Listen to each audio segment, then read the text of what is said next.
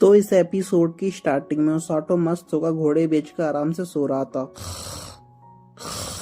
तभी रोज अचानक से उसकी छाती पे बड़ा सा बैग रख देती है और कहती है कि किंग ने तुम्हें सेनपाई के साथ कैसल के बाद ट्रेनिंग करने के लिए कहा है। और फिर वो दोनों बेबी भालू को लेकर सफर की तरफ निकल पड़ते हैं। और इस दौरान ओसाटो रोज से पूछता है कि किंग क्यों चाहते हैं कि मैं सेनपाई के साथ ट्रेनिंग करूं। कजाटो के साथ तो जनरल गए थे ना, तब तो उन्होंने मुझे नहीं बुलाया था।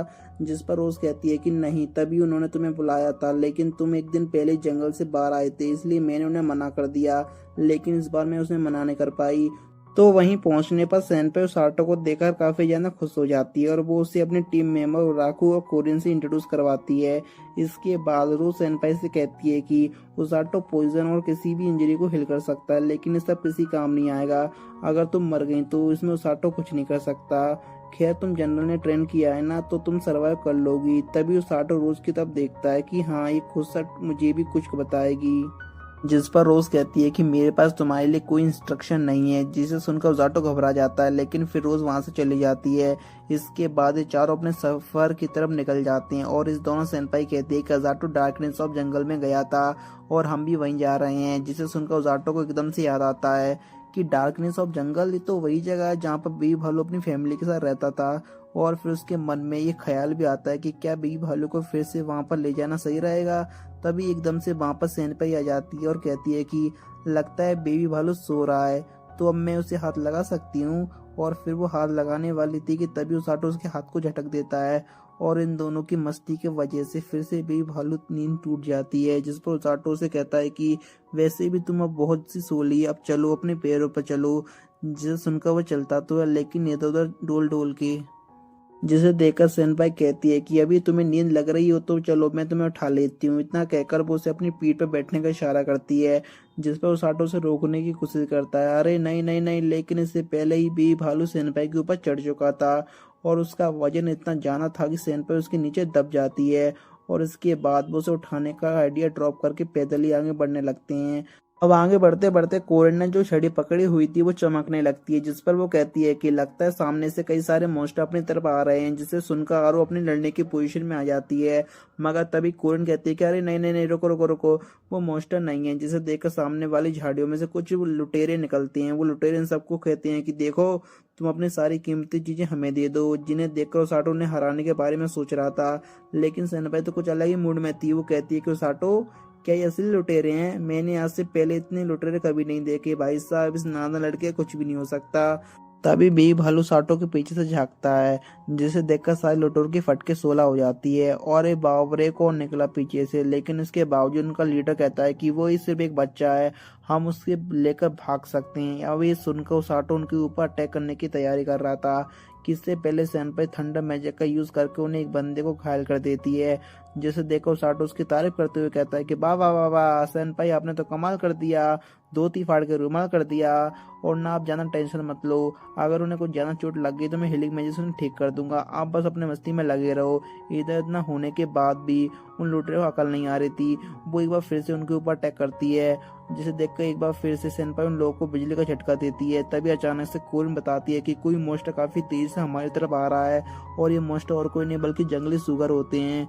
वो साटो के ऊपर पीछे से अटैक कर देते हैं, लेकिन बेबी भालू से बचा लेता है। साथ ही में सेनपाई यहाँ पर अपने थंडर मैजिक का काफी अच्छे तरीके से यूज कर रही थी।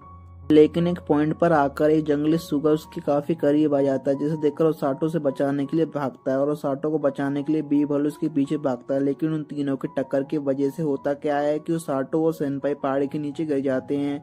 वो तो धन्यवाद भगवान का कि ओसाटो हीलिंग मैजिक का यूज करके उसे और सेनपाई को बचा लेता है। जिसके बाद वो लोग नदी में गिर जाते हैं और फिर वो वाटरफॉल से होते हुए सीधे नीचे आ जाते हैं। और ये वही जगह होती है जहाँ पर ओसाटो सफेद भालू को पकड़ने के लिए आया था।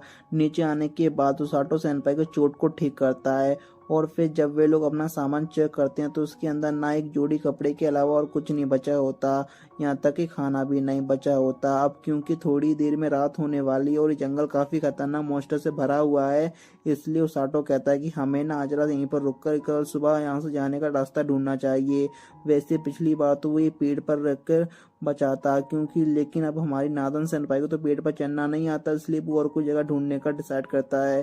तभी उसे एक जगह पर गुफा दिखाई देती है और इसलिए वो लोग वहीं पर रुकने का डिसाइड करते हैं।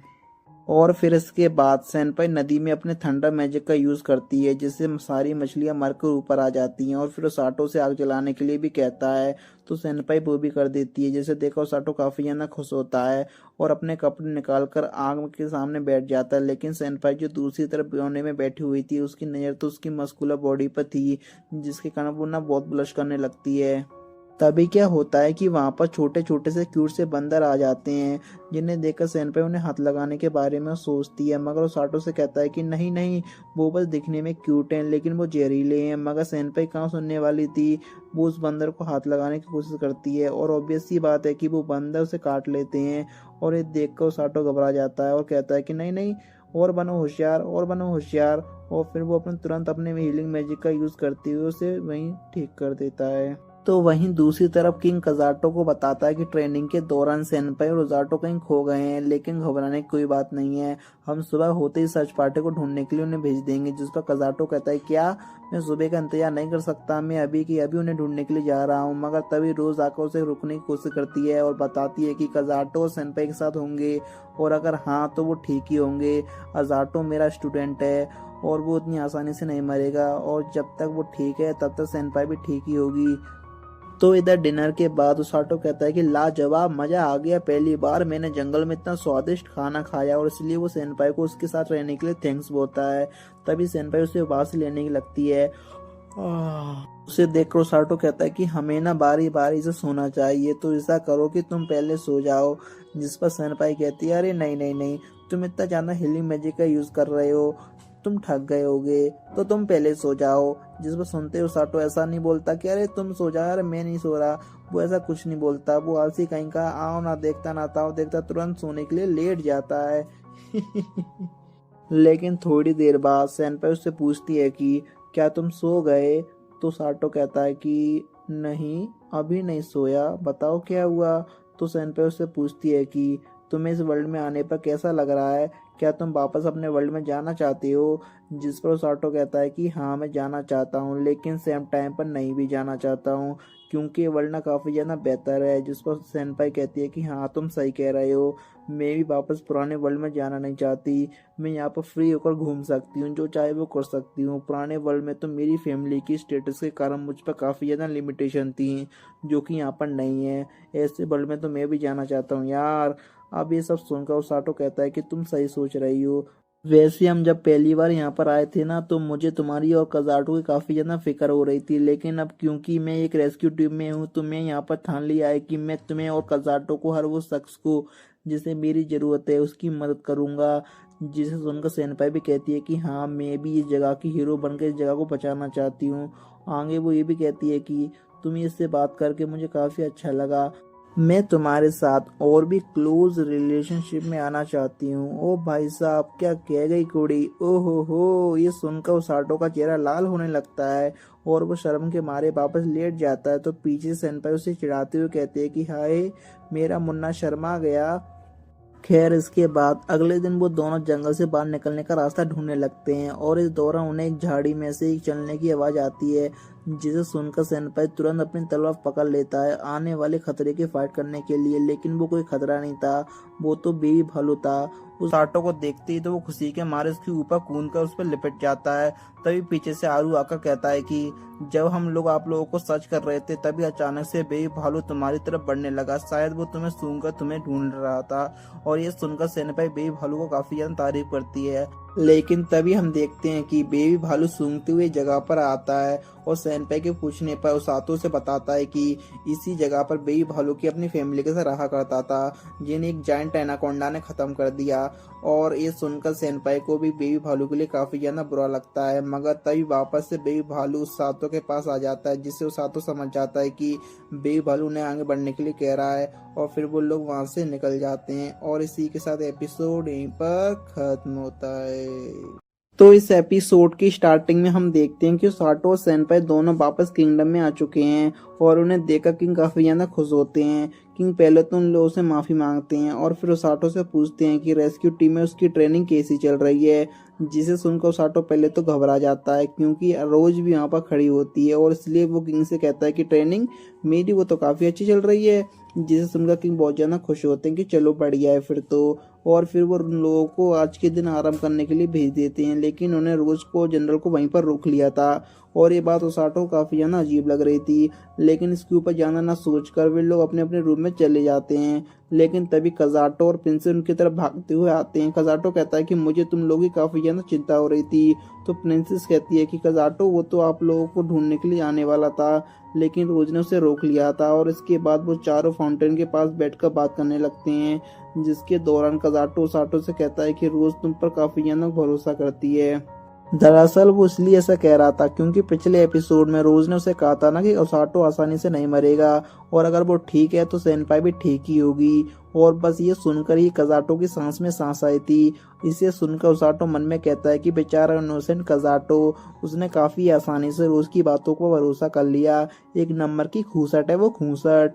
और इसलिए वो उसके कंधे पर हाथ रखकर कहता है, दोस्त तुम और सेनपाई हमेशा ऐसे ही इनोसेंट बने रहना। और उसके बाद ओसाटो और सेनपाई रेस्ट करने के लिए निकल जाते हैं।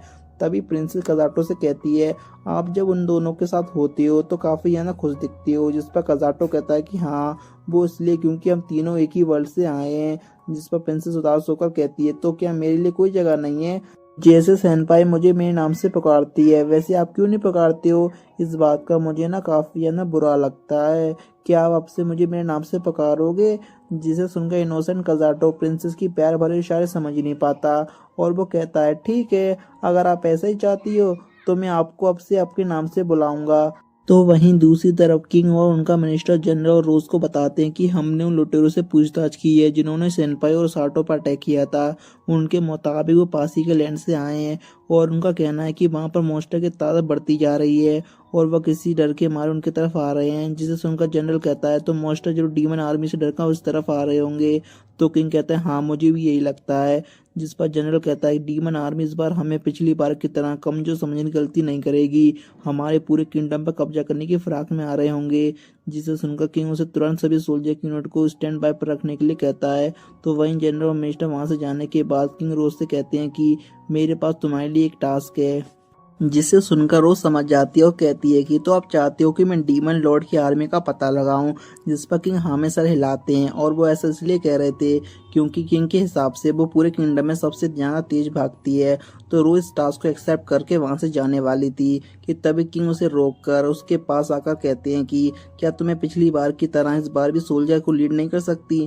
जिस पर रोज कहती है कि नहीं, बिल्कुल भी नहीं, मैं अब दोबारा उस पोजीशन पर जाने का कोई इरादा नहीं रखती। जिसे सुनकर किंग कहते हैं कि क्या तुम अभी भी? तभी रोज बोल पड़ती कि हाँ, मैं अभी भी मेरी टीम की डेथ का जिम्मेदार खुद को मानती हूँ, और ये जो मेरी सीधी आंख पर जख्म है वो कभी भी मुझे उस बात को भूलने नहीं देगा। जिस पर किंग कहते हैं कि रोज, लेकिन उससे तुम्हारा कोई फॉल्ट नहीं था। जिस पर रोज कहती है कि नहीं, वो मेरा ही फॉल्ट था। मैं जानती थी कि मैं डेथ को हिल नहीं कर सकती, लेकिन इसके बावजूद भी मैं उन्हें बैटलफील्ड में लेकर गई, और इस जख्म उसी बात का पनिशमेंट है। और इसलिए मैंने रेस्क्यू टीम की स्थापना करी ताकि लड़ने की बजाय मैं जख्मी लोगों को बचा सकूं। जिस पर किंग कहते हैं कि हाँ, तुमने पिछले 2 सालों में रेस्क्यू टीम की मदद से काफी लोगों की जान बचाई, और इससे तुम्हारा गोल कंप्लीट हो गया होगा। जिसे सुनकर रोज कहती है कि हाँ, लेकिन रेस्क्यू टीम बनाने का मेरा एक और मकसद है, मैं अपने वंशज को ढूंढना चाहती हूँ। जिसे सुनकर किंग थोड़े हैरान हो जाते हैं क्योंकि रोज को कोई भी टक्कर नहीं दे सकता। जिस पर रोज कहती है कि इसलिए तो मैं इतनी कड़ी ट्रेनिंग करवाती हूँ ताकि एक दिन मुझे मेरा वंशज मिल जाए, और शायद वो मुझे मिल भी गया है। जिसे सुनकर किंग समझ जाते हैं कि वो साटो की बात कर रही है। जिस पर रोज कहती है कि हाँ, उसकी स्ट्रॉन्ग एबिलिटी और जीने की चाहत उसे मेरा वंशज बनाने के परफेक्ट कैंडिडेट बनाती है। अगर सही मायने में कहूँ तो वो डिट्टो उसी की कॉपी है जिसने मेरे हाथों में दम तोड़ा था, लेकिन किसने दम तोड़ा था वो हमें नहीं बताया जाता। और बस इसी वार्तालाप के बाद रोज डीमन आर्मी को ठिकाने का पता लगाने निकल जाती है। इसके बाद रात में अपने बेस पर आने के बाद उसाटो को टेबल पर एक लेटर पड़ा हुआ मिलता है। दरअसल रोज ने लेटर उसे पर्टिकुलर एड्रेस पर डिलीवर करने के लिए कहा है। तो वहीं दूसरी तरफ भारी बारिश में डीमन आर्मी अमीला के कमांड पर नदी पर पुल बना रही होती है ताकि वो लोग किंगडम पर अटैक कर सकें। आगे हम देखते हैं कि जब अमीला ब्लैक नाइट से बहस कर रही होती है तभी सोल्जर आकर उसे बताते हैं कि हुजूर, नदी के उस पार कोई खड़ा है। जिसे देख कर अमीला कहती है कोई बात नहीं, वो जब तक किंगडम में जाकर इसके बारे में रिपोर्ट करेगा तब तक तो हम किंगडम में घुस चुके होंगे। मगर तभी वो सामने खड़ा बंदा एक बड़ा सा पेड़ उनकी तरफ फेंक के मारता है। जो पुल इन्होंने बनाया था उसके टुकड़े टुकड़े हो जाते हैं। ये देख अमीला को समझ में नहीं आता कि अरे बाप रे ये किसने किया। लेकिन जब वो गौर से देखती है तो उसके सामने और कोई नहीं बल्कि उसकी पुरानी जानी दुश्मन रोज खड़ी होती है। अब क्योंकि इतनी भारी बारिश में इतनी मुश्किल से जो पुल बनाया था वो टूट गया था, इसलिए अमीला गड़बड़ा जाती है। तो वहीं रोज की चीख सुनकर उसे बड़ी सी स्मेल देखकर वहां से भाग खड़ी होती है और वो मन में कहती है कि मेरा तुम लोगों को रोकने का कोई मकसद नहीं था, मैं तो सिर्फ तुम लोगों को थोड़ा डिले करवाना चाहती हूँ। जिसकी बात दूसरी तरफ हम देखते हैं कि अगले दिन उसाटो वो लेटर पहुंचाने के लिए सिटी में चला जाता है। और जब वो वहां पहुंचता है तो उरुरु उसका वेलकम करती है। उसे देखकर वो समझ जाती है कि उसाटो ना रेस्क्यू टीम से आया है और वो उसका नाम गेस करने की कोशिश करती है। और वो कहती है कि तुम्हारा नाम शायद रैबिट, रकून या फिर कैट है। ये सब सुनकर उसाटो कहता है कि अरे देवी जी रहने दीजिए, मेरा नाम मैं खुद ही बता देता हूँ, मेरा नाम उसाटो है। आगे वो कहता है कि शायद तुम ओरगा की बहन हो है ना, जिस पर उरुरु हाँ में जवाब देती है।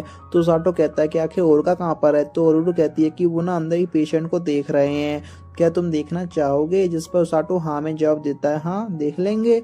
और फिर वो दोनों पर्दे के पीछे छुपकर देखने लगते हैं। वहां पर खड़े खड़े उरुरु कहती है कि उसका भाई ना बहुत ही जल्दी डिस्ट्रैक्ट हो जाता है, इसलिए शांति से खड़े होकर इसे देखो। तो इधर उर्गा अपने हीलिंग मैजिक से एक बच्चे की चोट को ठीक कर रहा था, जिसके थोड़ी देर बाद वो बच्चा पूरी तरीके से ठीक हो जाता है। और फिर आगे हीलिंग खत्म होने के बाद उसाटो उर्गा को रोज का भेजा हुआ लेटर देता है। और फिर उर्गा उसाटो को बेस की बातें करने लगती है। तो इधर ओरका रोज का भेजा हुआ लेटर खोलकर पढ़ने लगता है। लेटर पढ़ते ही उसके चेहरे का रंग बदल जाता है, मानो उस लेटर में कोई काफी बुरी चीज लिखी हो। लेकिन वो उसके बारे में साटो और ओरका कुछ नहीं बताता। आगे फिर वो सब लोग हंसी मजाक कर रहे होते हैं कि तभी एक आदमी आकर उन्हें अपने साथ चलने के लिए कहता है, क्योंकि उसका दोस्त और दो लोग छत पर रिपेयर करते हुए नीचे गिर गए थे। जिसे सुनकर ओरका फटाफट साटो को अपने साथ चलने के लिए कहता है। इंसिडेंट वाली जगह पहुंचने पर ओरगा ओसाटो और उरुको को भी एक ही पेशेंट को ठीक करने को कहता है। ओसाटो उस आदमी के जख्मों को देखकर सोचता है कि मैंने इससे पहले ओरगा और सेनपाई के मामूली चोटों को ठीक किया है, लेकिन ये जख्म तो काफी ज्यादा खतरनाक लग रहा है और शायद बेटा फिल्म में तो मुझे इससे भी भयानक चीजें देखने को मिलेंगी। तभी पीछे से ओरगा ओसाटो को कहता है कि घबराने की कोई बात नहीं ओसाटो, तुम सिर्फ उस आदमी के जख्मों को फोकस करके अपने हीलिंग मैजिक का यूज करो और अपने आप को भरोसा रखो, बाकी सारा काम हीलिंग मैजिक खुद ब खुद करेगी। जिसे सुनकर ओसाटो मन में कहता है कि जब रोज मुझ पर भरोसा कर सकती है तो मैं खुद पे भरोसा क्यों नहीं कर सकता। इतना कहते ही वो अपने हीलिंग मैजिक का यूज करना स्टार्ट करता है और देखते ही देखते उस आदमी का दर्द उड़न छू हो जाता है। खैर इसके बाद ओसाटो दोनों भाई बहनों को बाय बोलकर वेस की तरफ निकल जाता है।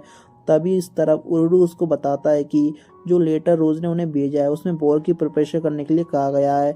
जल्दी डीमन आर्मी उन पर हमला करने वाली है। हालांकि हम लोग की तरह ओसाटो के पास बैटलफील्ड का एक्सपीरियंस तो नहीं है, लेकिन मुझे पूरा यकीन है कि रोज जल्दी उसे उसकी ट्रेनिंग भी दे देगी।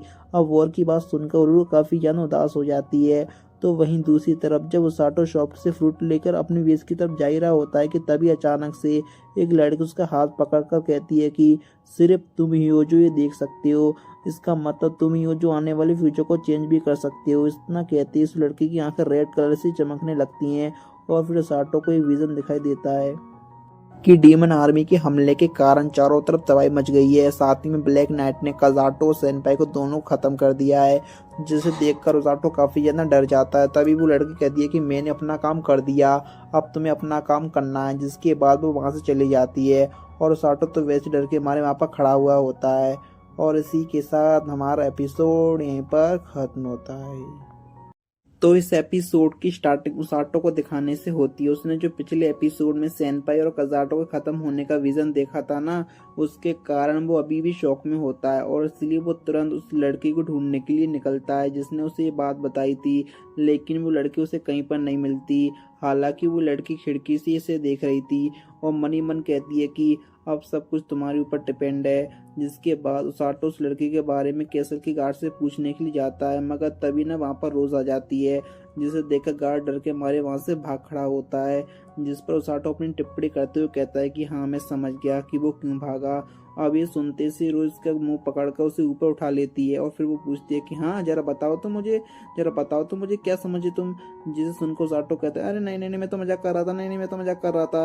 और जिस पर रोज उसे छोड़ देती है और कहती है कि जो डीमंस आर्मी टेरिटरी में आने के लिए ब्रिज बना रहे थे ना, मैं उसे तोड़ने गई थी, जिससे कि हम लोगों को प्रिपेयर होने के लिए थोड़ा और टाइम मिल जाएगा। तो वहीं अपने बेस की तरफ जाती हुई साटो रोज से फोकस गर्ल के बारे में पूछता है, जिस पर रोज कहती है कि हाँ, मैंने ऐसी लड़की के बारे में सुना तो है जो 2 साल पहले अचानक से हमारे किंगडम में अपेयर हो गई थी, वो भी डीमंस और लुटेरों से बचकर। उसकी प्रजाति काफी ज्यादा खूबसूरत थी, वो उसके मैजिक के लिए पाई जाती थी। जिसे सुनकर उसाटो पूछता है क्या वो लोग इल्यूजन या फ्यूचर भी देख सकते हैं, जहाँ पर रोज कहती है हाँ, उनकी प्रजाति में कुछ ऐसी फॉक्स गर्ल्स पाई जाती हैं जो फ्यूचर देख सकती हैं।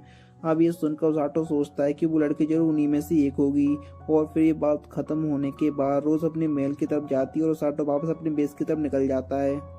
इसके बाद हमें महल का सीन दिखाया जाता है, जहाँ पर रोज किंग को इन्फॉर्म करती है कि उसने डीमन आर्मी के करंट ब्रिज को डिस्ट्रॉय कर दिया है, लेकिन वो कुछ ही दिनों में नया ब्रिज बना लेंगे। जिसे सुनकर किंग कंटिन्यू करता है कि और फिर वे लोग हमारे किंगडम पे अटैक कर देंगे, इसलिए मैं कल ही सोल्जर और सिटीजन को जंग के लिए तैयार होने का ऐलान कर दूंगा।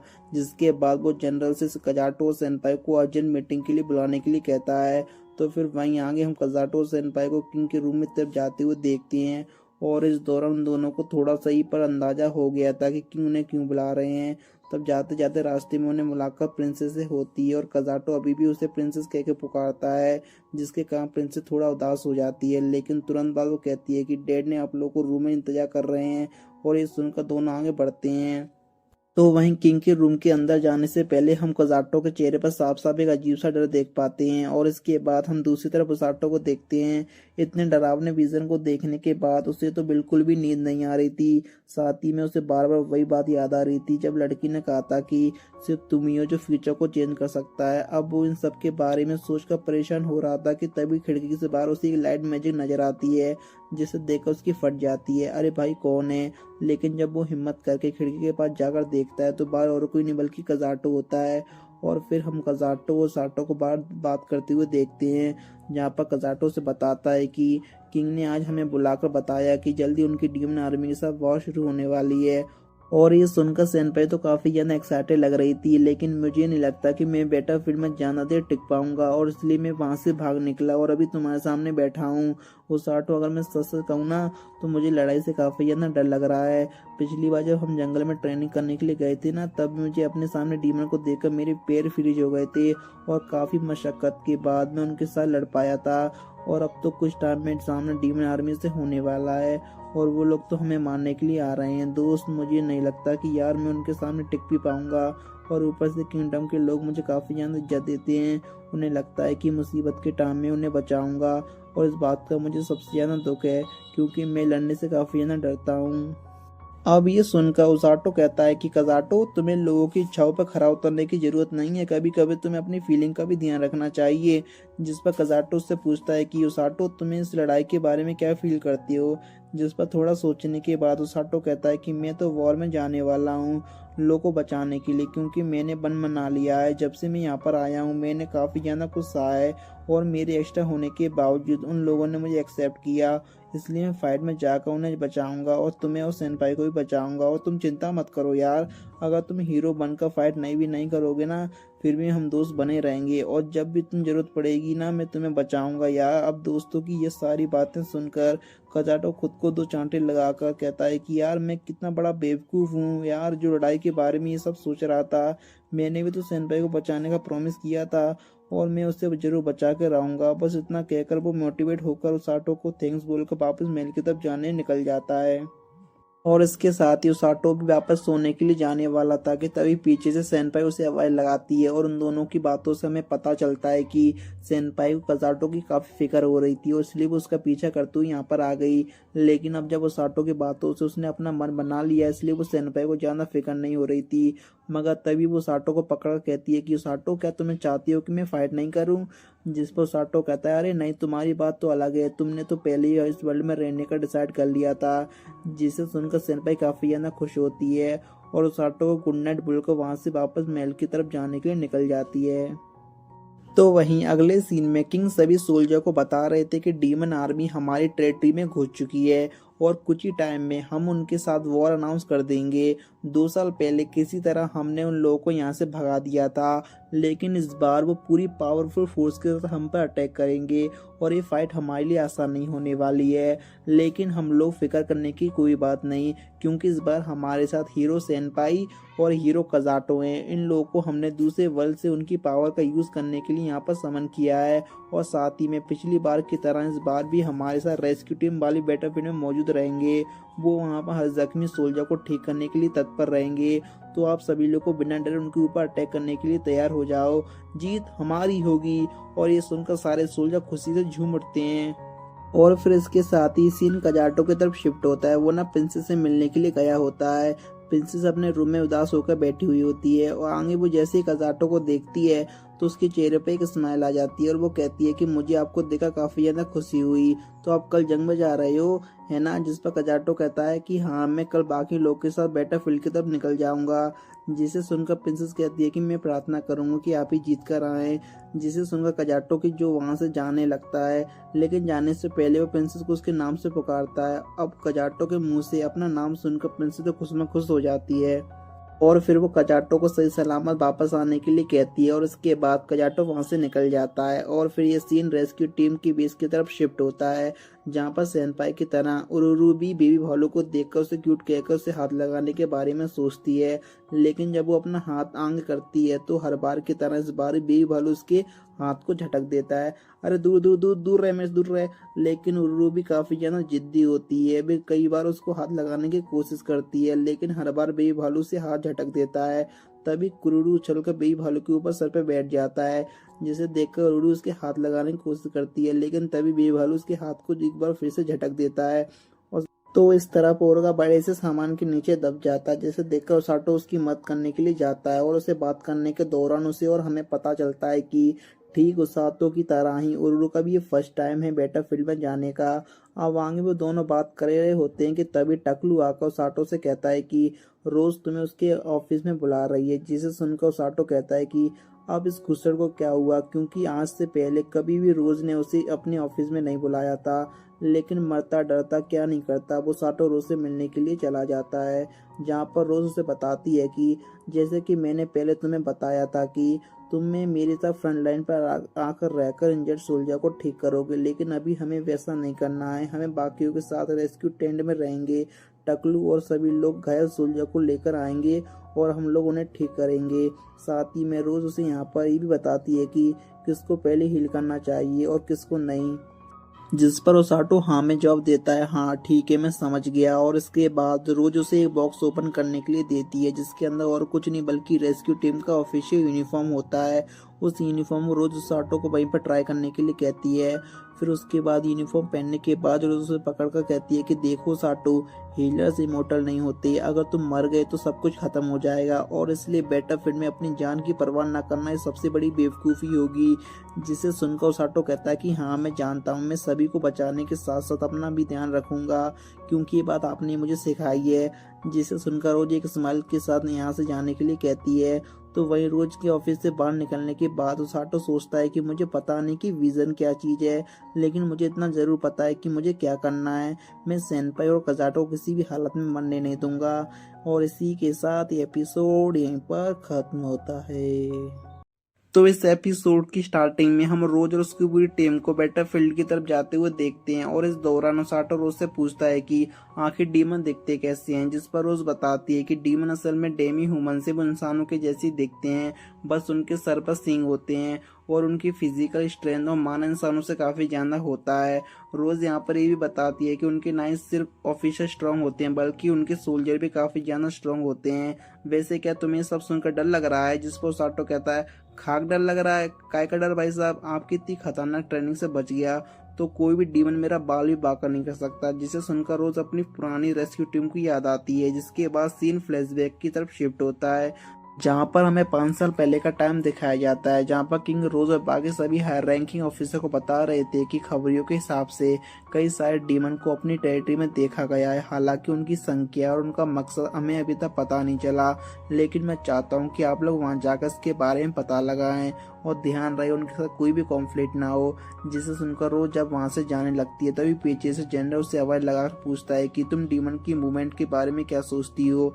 जिस पर रोज कहती है कि भला मुझे कैसे पता होगा। तभी जनरल कहते हैं शायद वो इस बार हमारे ऊपर पूरी फोर्स के साथ अटैक करने की तैयारी कर रहे हैं, लेकिन वैसे हमारी तरफ से पूरी तैयारी है।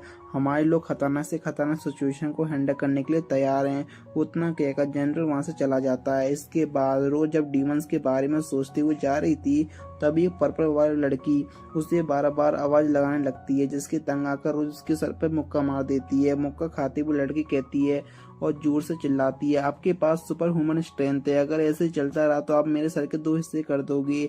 जिस पर वो जाना कुछ नहीं कहती और वो दोनों बात करते हुए आगे बढ़ने लगते हैं। और इस दौरान हमें पता चलता है कि लड़की का नाम ब्यूटी है और उसने चुपके से किंग और उनकी बातें सुन ली थी, जिसे सुनकर रोज एक बार फिर से उसे मुक्का मार देती है। यह कहकर तुम्हें अपने सीनियर्स की सीक्रेट मीटिंग के चुपके से नहीं सुनना चाहिए, इसका अंजाम काफी ज्यादा बुरा हो सकता है। तभी सीन शिफ्ट होता है और हमें एक हफ्ते बाद का सीन दिखाया जाता है, जहाँ पर किंग रोज को बता रही थी कि गवाहों के अनुसार डीमन हमारी टेरिटरी में आकर मॉन्स्टर पर अटैक कर रहे हैं और वो काफी हाई लेवल के सोल्जर हैं। जिसे सुनकर रोज कहती है कि उनका यूं बार बार अटैक करना जरूर कुछ तो गड़बड़ है। जिस पर किंग कहते हैं कि फिर तो तुम्हें अपनी टीम के साथ जाकर इन्वेस्टिगेशन करनी चाहिए। तो रोज पूछती है कि क्या मैं फोर्स का यूज कर सकती हूँ, जिस पर किंग हाँ में जवाब देते हुए कहती हैं कि मुझे तुम पर पूरा भरोसा है, तुम बिना वजह के फोर्स का यूज नहीं करोगी। जिस पर रोज कहती है कि हाँ आपने सही कहा, मैं आपका रिजल्ट जरूर दिखाऊंगी। और इसके बाद रोज रेस्क्यू टीम के सभी मेंबर को बताती है कि कल सुबह वो लोग जंगल में इन्वेस्टिगेशन करने के लिए जाने वाले हैं और वहां पर उनका सामना 10 या 20 डेमन के साथ होने वाला है। जिसे उनका ब्यूटी कहती है कोई नहीं, हम उनके छक्के छुड़ा देंगे। तो इधर रोज कुकरू को बेस पर रुकने के लिए कहती है, क्योंकि वो एक मॉन्स्टर होता है और डीमन उसे आसानी से डिटेक्ट करके उस पर अटैक कर सकती हैं और इसके लिए कुकरू मान भी जाता है। तभी ब्यूटी रोज के पास आकर कहती है कि ये लोग काफी ज्यादा खतरनाक हैं। तो रोज उन सभी को देखकर कहती है कि कल के मिशन में मैं भी तुम लोग के साथ आने वाली हूँ। जिसे सुनकर सब लोग काफी ज्यादा खुश हो जाते हैं, क्योंकि रोज एक हीलर होती है और इसलिए अब वे लोग पूरी तरीके से वाइल्ड होकर डीमन के साथ फाइट कर सकते हैं। क्योंकि अगर उन्हें चोट आ भी गई तो रोज उन्हें पूरी तरीके से ठीक कर देगी। जिसके साथ ही वे लोग अगले दिन मिशन पर जाने के लिए चेयर अप करते हैं। इसके बाद अगले दिन वो लोग घोड़ों पर सवार होकर जंगल में निकल जाते हैं और ऐसे ही चलते चलते चलते चलते चलते उन्हें रात हो जाती है और फिर वो लोग एक जगह पर कैंप फायर करते हैं। और इस दौरान ब्यूटी सभी लोगों को बताती है कि आज उन लोगों को कुछ भी पता नहीं चला, इसलिए कल वो लोग वेस्ट की तरफ इन्वेस्टिगेशन करने जाएंगे। और क्योंकि वहाँ पर मॉन्स्टर के होने का खतरा होता है, इसलिए वो लोग घोड़ों को यहीं छोड़कर पैदल आगे बढ़ने का डिसाइड करते हैं। जिसके सुनकर रेस्क्यू टीम के सभी मेंबर ब्यूटी की बात मानते हुए एग्री करते हैं। आगे ब्यूटी उन सभी को सोने के लिए कहती है, क्योंकि जाकर उन सब पर नजर रखने वाली थी। लेकिन तभी रोज आकर कहती है कि पहले मैं नजर रखूंगी, इसलिए तुम अभी जाकर सो जाओ। इसके बाद हम सारे मेंबर को लेटे हुए देखते हैं और रोज आग के पास बैठी हुई थी और तभी वो कहती है कि शायद तुम्हें नींद आ रही होगी। वो ऐसा ब्यूटी से कह रही होती है, जो कि अभी भी जागी हुई थी। जिसके बाद ब्यूटी रोज के आगे सामने बैठ जाती है और पूछती है कि आपने मुझे अपना डिप्टी कमांडर क्यों चुना, क्योंकि मैं तो बाकियों के मुकाबले काफी ज्यादा एवरेज हूँ। जिस पर रोज कहती है कि मुझे ये काम किसी को तो देना ही था और तुम्हारी कोई कंप्लेंट भी नहीं थी, और वैसे भी तुम ये काम काफी अच्छे से कर भी रही हो। और इतना ही नहीं, मैं तो फ्यूचर में तुम्हें इस यूनिट का कमांडर बनाने के बारे में सोच रही हूँ, क्योंकि मैं हमेशा तो सभी यूनिट को संभाल नहीं सकती ना, इसलिए कभी ना कभी तो तुम्हें इस यूनिट का कमांडर बनना ही पड़ेगा। उसे सुनकर बेटी चौंक जाती है और उसे ऐसा करने से मना करती है और वो कहती है कि क्योंकि मैं तो पहले से काफी ज्यादा जिद्दी रही हूँ, कई बार तो मैंने सीने के ऑर्डर लेने से मना कर दिया, क्योंकि वो काम मुझे पसंद ही नहीं था। पूरी दुनिया मेरे खिलाफ हो जाए, आज तक मुझे किसी कोई कंट्रोल नहीं कर पाया, और अगर मेरी कोई कंप्लेंट भी कर देता है तो मैं उसे अपनी पावर का यूज करके चुप करवा देती हूँ। हाँ, लेकिन ये बात भी है कि फिर एक दिन मैं आपसे मिली और जब भी मैंने आपको ऑर्डर नहीं माना तब आपने मेरी बैंड बजा दी, और कई बार वो इतनी खतरनाक थी कि मैं बेहोश हो गई। जिसे सुनकर रोज कहती है कि अरे ये क्या कह रही हो, मुझे तो ऐसा कुछ भी याद नहीं। जिस पर ब्यूटी कहती है अरे नहीं, मैं तो मजाक कर रही थी। आगे वो ये भी कहती है कि आज तो कोई मेरे इतने पीछे नहीं पड़ा जितना आप पड़े हो, लेकिन आपकी वजह से मैं इतनी ज्यादा स्ट्रांग बन पाई और अब इस यूनिट की डिप्टी कमांडर भी हूँ, इसलिए मुझे तो लगता है कि सिर्फ आप ही जो हमारी कमांडर बन सकती हो। जिसे सुनकर रोज उसके माथे पर चुटकी मार कर उसे नीचे गिरा देती है और कहती है कि क्या तुम्हें लगता है कि मैंने ऐसे ही किसी को ऑर्डर दूंगी जो उसके लायक नहीं होगा? मैंने तुम्हें ऐसे ही यूनिट का कमांडर नहीं चुना, मैंने पूरे कॉन्फिडेंस के साथ डिसाइड किया है और उसका इकलौता कारण ये है कि तुम कभी पीछे नहीं हटती हो। एक बार जो तुमने ठान लिया तो तुम उस सिचुएशन को पार करके ही दम लेती हो और यही बात तुम्हें डिप्टी कमांडर बनाती है। वो अपने बारे में इतनी अच्छी अच्छी बातें सुनकर बीटू तो सातवें आसमान पर चढ़ चुकी थी। उसे तो ऐसा लग रहा था कि मानो वो स्वर्ग में हो। ला ला ला ला ला। मगर तभी रोज उसका सपना तोड़ते हुए कहती है कि अब तुम्हारी बारी जागने की। तो वहीं जाते जाते रोज कहती है कि तुम सबको भी अब आराम करना चाहिए, क्योंकि साइड में बैठकर पूरी की पूरी रेस्क्यू टीम रोज और ब्यूटी की बातें सुन रही थी। फिर वो लोग कहते हैं कि ब्यूटी तुम काफी अच्छी डिप्टी कमांडर हो, हम तुम पर भरोसा करते हैं और तुम्हारी हर बात मानेंगे। जिसे सुनकर ब्यूटी का चेहरा शर्म के मारे लाल हो जाता है और वो इन सभी को पीटने के लिए उनके पीछे भागने लगती है, जिसे देखकर दूर खड़ी रोज हल्की सी स्माइल करती है। इसके बाद अगले दिन वो सब लोग जंगल की ओर अंदर जाते हैं। वहां पर उन्हें पेड़ पे पंजों के निशान और जमीन पर ताजा खून गिरा हुआ मिलता है, जिसे वो लोग समझ जाते हैं कि डीमन आसपास ही कहीं पर है, मॉन्स्टर को हंट कर रहे हैं। तो वहीं जमीन पर गिरे खून को देखकर ब्यूटी कहती है कि डेफिनेटली डीमन इसे मजे के लिए नहीं कर रहे हैं, जरूर उनका और कोई मकसद है। और तभी उन लोगों को पास ही के मॉन्स्टर के चिल्लाने की आवाज सुनाई देती है और जाकर वो देखते हैं कि डीमन सभी मॉन्स्टर को खत्म करके अपनी अपनी गाड़ियों में डाल रहे हैं और ये सब झाड़ियों में से छुपकर रोज और उसकी टीम देख रही थी।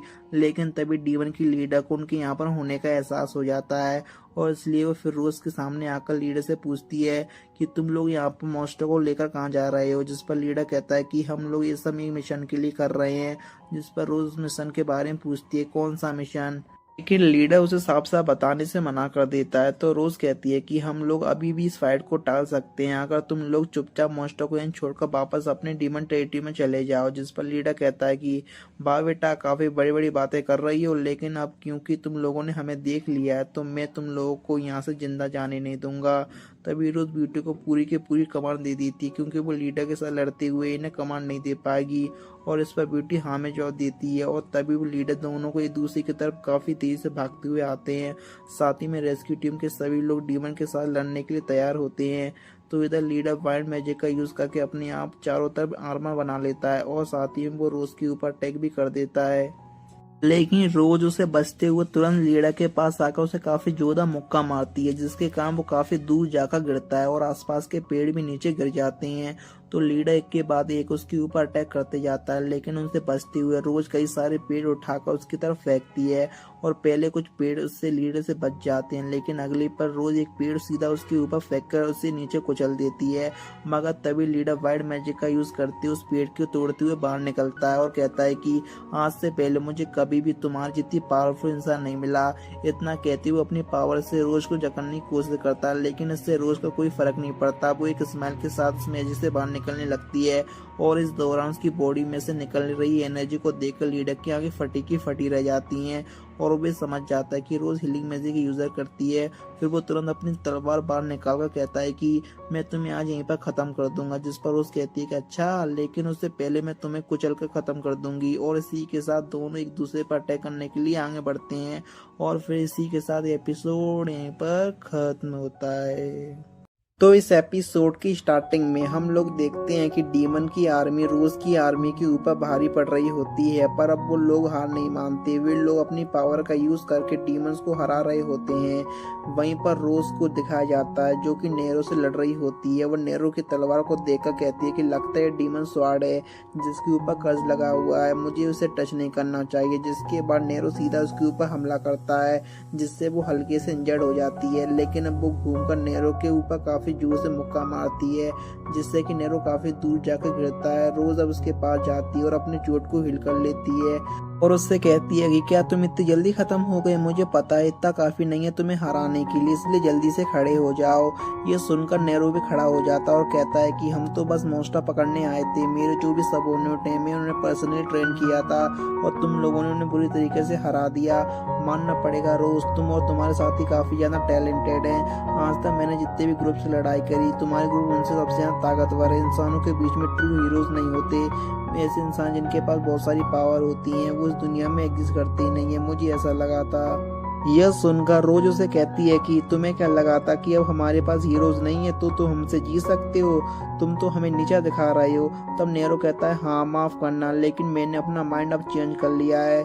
तुम हमारे रास्ते के बीच की सबसे बड़ी रुकावट हो। हमारा डिजायर है कि एक समय ऐसा लाना जहाँ पर इंसान डीमन से डरेंगे और हमारे लॉर्ड अवेकन होंगे। हमारे लॉर्ड बेरहम है, वो किसी पर भी दया नहीं खाते, वो हमें ब्लेसिंग देते हैं कि हम लोग जीतेंगे।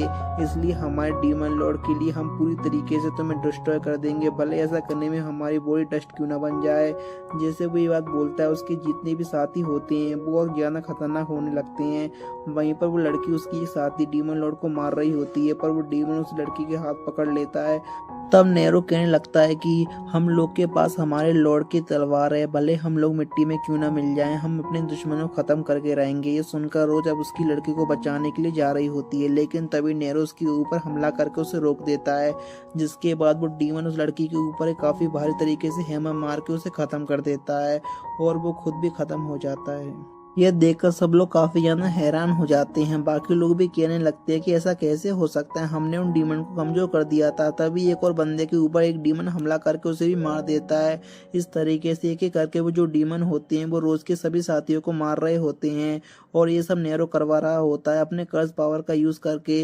ये सब देखकर रोज पर काफी ज्यादा गुस्सा हो जाती है और वो उसके ऊपर हमला करने आती है। तभी नेरो भी अपनी तलवार चलाकर रोज की आंखों को इंजर्ड कर देता है और कहता है कि जब तुम अपना कंट्रोल खो देती है तो तुम्हारे मूवमेंट रीड करना और आसान हो जाता है। वहीं पर रोज अपनी हीलिंग पावर का यूज करके अपनी आंखों को ठीक कर रही होती है, पर वो उसे ठीक नहीं कर पा रही होती है। ये देखकर वो कंफ्यूज हो जाती है क्या हो रहा है। तो नेरो उसे बताता है कि मेरी क्रिम्सन डीमन स्वॉर्ड माना को कट कर देती है, तो तुम मुझे चोट लगी है वो एक टेम्पररी कर्ज है, तो तुम उसे अपनी हीलिंग मैजिक या रिकवरी मैजिक का यूज करके उसे ठीक नहीं कर सकती हो। वहीं पर अब रोज की साथियों को देखते हैं जो कि रोज से कहते हैं कि हमें हीलिंग की जरूरत है, हमारी मदद करो। अब रोज की वहीं पहुंचने से पहले ही डीमन उसके ऊपर हमला करके उसे मार देते हैं। रोज अब उन्हें बचाने के लिए जा रही होती है, लेकिन नेरो उसके ऊपर हमला कर देता है और उससे कहता है कि तुम अब एक ही आंख से देख सकती हो, लेकिन फिर भी तुम लड़ना चाहती हो। इस तरीके से लड़ना इम्पॉसिबल है, चलो फाइट को यहीं पर खत्म कर देते हैं। ऐसा बोलने के बाद वो रोज के ऊपर हमला करने के लिए आ जाता है। वहीं पर रोज भी अब हार मान चुकी होती है और अब नेरो उसके ऊपर हमला करने वाला होता है, लेकिन तभी अचानक से ब्यूटी जो वाइस कैप्टन है वो बीच में आ जाती है और वो खुद घायल होकर रोज को बचा लेती है। यह देखकर रोज शॉक हो जाती है और अब वो नीचे बैठी हुई होती है और अपने सभी साथियों को देखने लगती है और वो देखती है कि उसके जितने भी साथी होते हैं वो सारे मारे जा चुके हैं। वो अब याद करती है कि उसके साथियों ने उसे कहा था कि अगर रोज हमारे साथ लड़ेगी तो हम लोग जरूर जीतेंगे, भले कुछ भी हो जाए। रोज अपने हीलिंग मैजिक का यूज करके हमारे चोट को हील कर देगी। ये सब बातें याद करके रोज कह रही होती है कि मुझे पता है कि ये सभी लोग मुझ पर बिलीव करते थे, मैं इन्हें रेस्क्यू करने जरूर आऊंगी और मेरे होते हुए मैं इन्हें मरने नहीं दूंगी। वहाँ पर ब्यूटी से कहती है कि तुम्हें बीच में नहीं आना चाहिए था, तुम्हें यहाँ से भाग जाना चाहिए था। ये सब कुछ मेरी गलती है क्योंकि मैं कमजोर हूँ, मैं अपने खुद के पावर के ऊपर कुछ ज्यादा विश्वास करती थी। तभी नेरो वहाँ पर आ जाता है और वो उससे कहता है कि मैं तुम्हारे सबऑर्डिनेट और मेरे सबऑर्डिनेट की डेथ को कभी नहीं भूलूंगा, तुम भी गायब हो जाओ। रोज ऐसा बोलने के बाद वो रोज के ऊपर तलवार से हमला करता है, लेकिन तभी रोज भी अब उसकी तलवार को पकड़ लेती है और उससे कहती है कि मुझसे पंगा मत लो। क्या कहा, तुम मेरे सबऑर्डिनेट को नहीं भूलोगे? आखिर तुम उनके बारे में जानती क्या हो? तुमने तो अपने साथियों को ऑर्डर दे दिया कि वो अपने आप को सेक्रीफाइस कर दे, तो तुम मेरे सबऑर्डिनेट को क्या ही समझोगे? ऐसा बोलने के बाद रोज उसे उठा उठा कर फेंक रही होती है। वो उसे काफी जोर से मुक्का मार के और पेड़ के ऊपर फेंक देती है और साथ ही में वो नेरो की तलवार को भी नेरो के ऊपर फेंक देती है और वो तलवार नेरो के सीधे कंधे पर जा लगती है।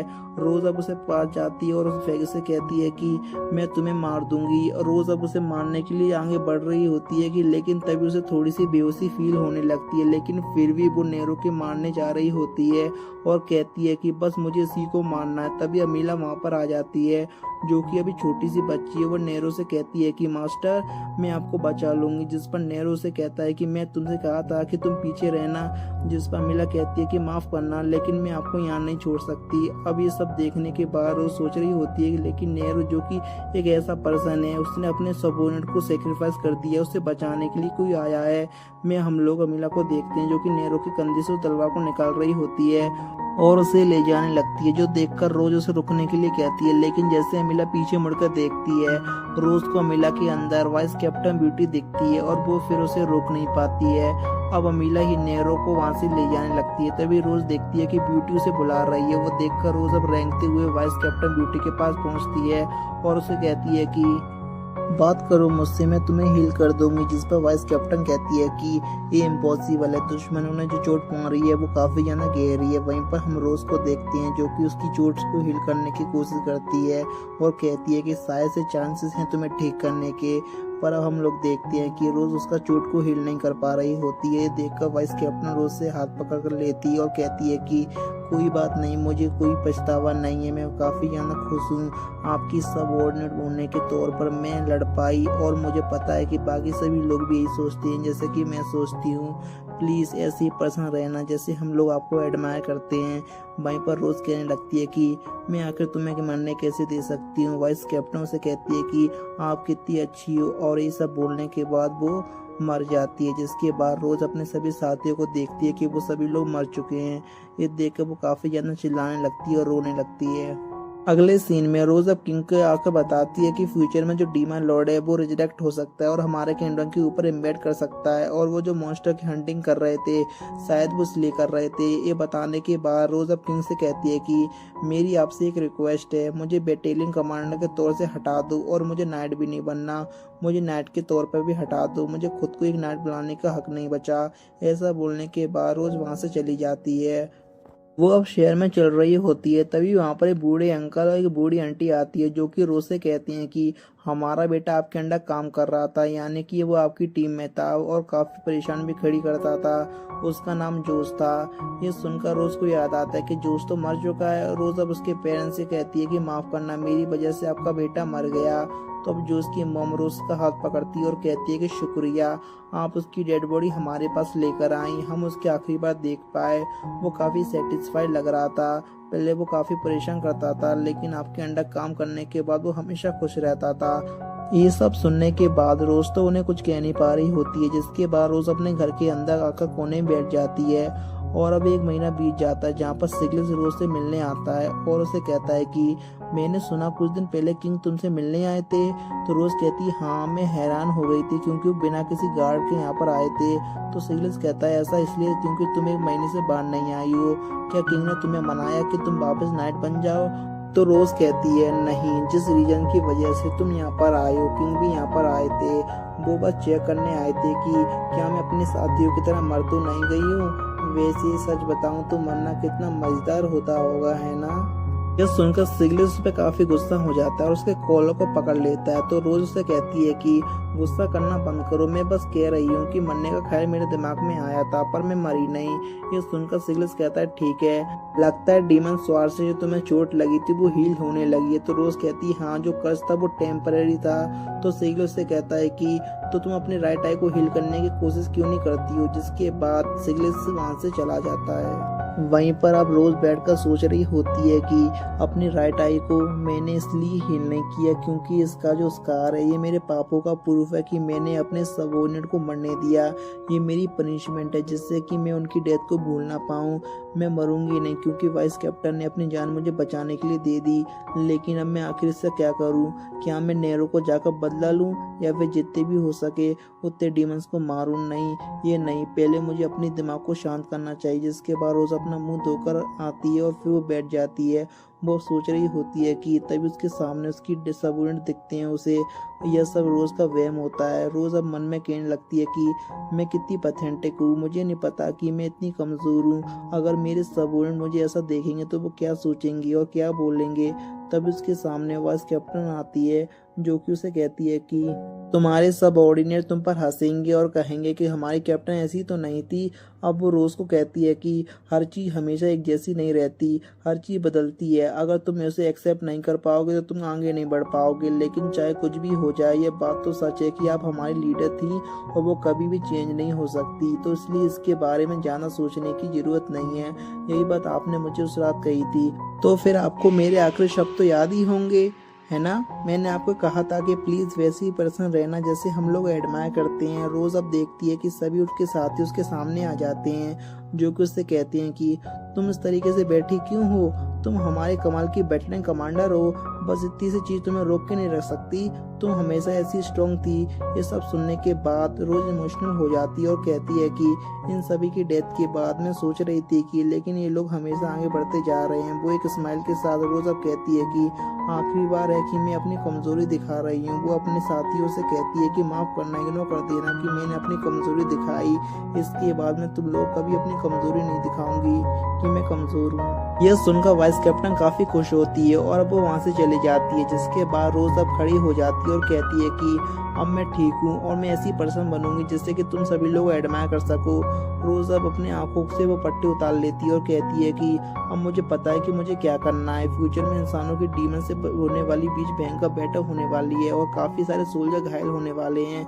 मैं ऐसा नहीं होने दूंगी, मैं ऐसी टीम बनाऊंगी जो कि जान बचाएगी और ऐसी फौज जो कि किसी को मरने नहीं देगी। ऐसा करने के लिए मुझे लोगों की जरूरत होगी। शुरुआत में 5 लोगों की जरूरत होगी, कम से कम 2 हीलर्स की जरूरत होगी और एक ऐसी पर्सन की जरूरत होगी जो कि मेरे जैसा हो, और एक ऐसा कि जो सिर्फ हील ना हो, कि ऐसा हीलर हो जो कि बैटलफील्ड में दौड़ सके और खतरे को दूर कर सके। ऐसा कर पाना एक नॉर्मल पर्सन के लिए इम्पॉसिबल है, लेकिन अगर मैं किसी ऐसे पर्सन को ढूंढ पाए तो शायद वो मेरे साथ मिलकर बैटलफील्ड में लड़ सकता है बिना मरे। इसके बाद सीन प्रेजेंट में आ जाता है, जहाँ पर रोज साटो से कहती है कि मैं काफी खुश हूँ कि मुझे तुम मिले। सुनकर साटो काफी शौक हो जाता है और कहता है कि मुझे नहीं लगता कि तुम ऐसा कहोगी। तो रोज उसे कहती है कि तुम्हें नहीं पता कि तुम्हारी एग्जिस्टिंग कितनी ज्यादा रेयर है। कोई भी एरा गैरा हीलर आकर ट्रेनिंग करके इतना ज्यादा स्ट्रॉन्ग नहीं बन सकता। एक बार इमेजिन करो कि सारे हीलर बिल्कुल मेरी तरह हुए तो क्या होगा। तो साटो कहता है कि अगर ऐसा हुआ तो दुनिया तबाह हो जाएगी। यह सुनकर रोज साटो गुस्सा हो जाती है और उसके पेड़ में मुक्का मारती है और कहती है कि सिर्फ तुम और मैं ही हैं जो कि ऐसा कर सकती हैं। वहीं पर रोज मुक्का मारने के बाद साटो को दर्द होने लगता है, तो वह अपनी हीलिंग मैजिक का यूज करके खुद को हील करने की कोशिश करता है। रोज अब साटो से कहती है कि तुम्हारे अंदर वो सभी खूबियां हैं जो कि मैं और एक हीलर के अंदर चाहती थी। तुम वो सब कुछ कर सकते हो जो कि मैं और तुम्हारे अलावा और कोई नहीं कर सकता है। मुझे विश्वास है कि तुम मरोगे नहीं। ये सुनकर सातो स्माइल करता और कहता है कि हाँ मैं नहीं मरूंगा। और अगले सीन में हम लोग डीमन आर्मी को देखते हैं जिन्होंने ब्रिज कंप्लीट कर दिया है। वहीं लीडर अमीला से कहता है कि बिलजनक बैटल में जाने के लिए तैयार है, कि हम लोग आगे बढ़ना शुरू कर सकते हैं। तो अमीला कहती है हाँ हम लोग शेड्यूल से थोड़ा डीले हैं, लेकिन हम लोग पक्के से सक्सीड करेंगे। अब यहाँ ब्लैक नेट आगे कहता है कि फाइनली मैं थक गया वेट करते हुए, क्या मैं वनगार को लीड कर सकता हूँ। तो अमीला कहती है जितना तुम जंगली बन के लड़ना चाहो तुम लड़ सकते हो।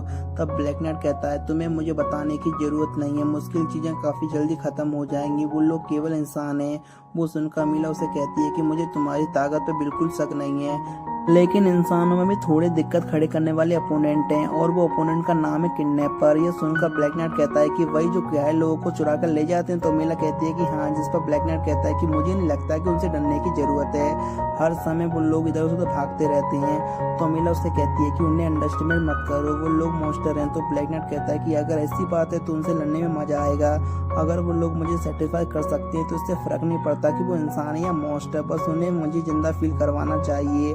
अब यहीं पर हो जाता है हमारा एपिसोड खत्म।